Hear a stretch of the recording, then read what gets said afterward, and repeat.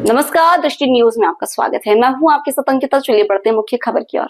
वर्दी सिर्फ अधिकार नहीं देती, वो जिम्मेदारी भी सौंपती है, और जब कोई उस जिम्मेदारी को पूरी निष्ठा और ईमानदारी से निभाता है तो वह सिर्फ अफसर नहीं, प्रेरणा बन जाता है। आज की हमारी खास पेशकश कर्तव्य पथ में हम बात करेंगे मध्य प्रदेश पुलिस के एक ऐसे अधिकारी की जिन्होंने अपना पूरा जीवन सेवा और समर्पण को समर्पित कर दिया। एसडीओपी मनोज कुमार मिश्रा। 1963 को शिवपुरी में जन्मे मनोज मिश्रा बचपन से ही अनुशासन, देशभक्ति और नेतृत्व की भावना के साथ बड़े हुए। पढ़ाई के दौरान छात्र राजनीति, एनसीसी और स्काउट्स में सक्रिय भागीदारी ने उन्हें वर्दी की ओर प्रेरित किया। शिक्षा BSc, MPhil, PG, diploma in criminology. Police सेवा प्रारंभ 1979-90 जैन में 10वीं रैंक। प्रशिक्षण पुलिस अकादमी सागर। पोस्टिंग सीहोर, गुना, बमोरी, बीना, आंतरी, बिलोआ, आष्टा, हर थाना, हर इलाका मनोज मिश्रा के लिए सिर्फ एक पदस्थापना नहीं था, वह सेवा का एक नया मैदान था। चाहे बात हो सांप्रदायिक तनाव की या नक्सल प्रभावित क्षेत्रों की चुनौती, उन्होंने हर परिस्थिति में साहस और सूझबूझ से डटे रहकर अपनी भूमिका निभाई।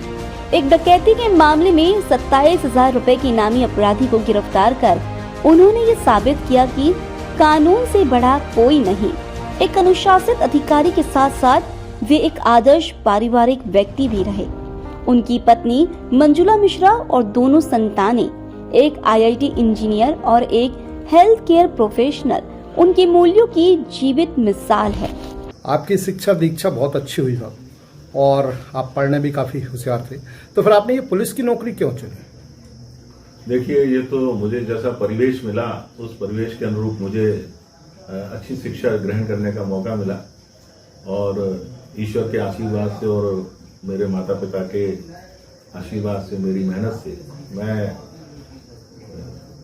सिंस बिगिनिंग टू एमए और एमफिल मैंने किया है। वहाँ तक मुझे हमेशा प्रथम श्रेणी ही मेरी आती रही। ये भी सही है कि मैं कभी डिस्टिंक्शन वाला स्टूडेंट नहीं रहा, लेकिन मुझे मेरा सौभाग्य है कि मेरा एमए हिस्ट्री से जब मैंने किया तो मैं एपीएस यूनिवर्सिटी में मेरा टॉपर बना था। लेकिन जहां तक मेरा आपने पूछा कि पुलिस में क्यों ज्वाइन की, मेरा यूनिफॉर्म वाले जॉब से बचपन से ही लगाव था। मैं बहुत ही सिंस चाइल्डहुड मैं स्काउटिंग में था, फिर एयर विंग एनसीसी में मैं था, फिर मैंने senior army wing NCC join की, मैंने ऑल इंडिया कैंप किए, मैं आरडी परेड में भी गया। इसके अलावा मैं सी सर्टिफिकेट होल्डर हूं और सीनियर अंडर ऑफिसर भी मैं रहा शिवपुरी डिग्री कॉलेज के एनसीसी यूनिट का। लेकिन मेरा रुझान यही था कि मैं इधर आर्मी और पुलिस में मैं अधिकारी बनूं, और सौभाग्य से मुझे सब इंस्पेक्टर का डायरेक्ट भर्ती में मेरा चयन हुआ। और ठीक है, जो मेरे प्रारब्ध था, हो सकता है मेरे कलीग और मेरे प्रोफेसर जिन्होंने मुझे पढ़ाया मेरे इस निर्णय से आंशिक रूप से नाराज भी थे कि तुम्हें इतनी जल्दबाजी क्यों की, किसी यूपीएससी या यूपीएससी के थ्रू आप जाते तो ज्यादा बेहतर होता।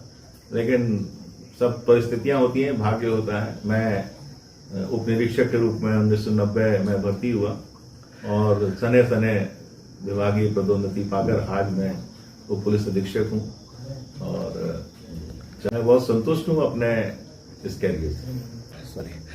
आप सब इंस्पेक्टर से भर्ती होकर और डीएसपी की पोस्ट तक आप आए। इस बीच में आपने बहुत सारे जीवन के खट्टे मीठे अनुभव देखे होंगे, उतार चढ़ाव देखे होंगे, तो ऐसा कोई स्टोरी, ऐसी कोई कहानी जो आपके जीवन में प्रेरणादायक भी रही हो और रोमांचक भी रही हो?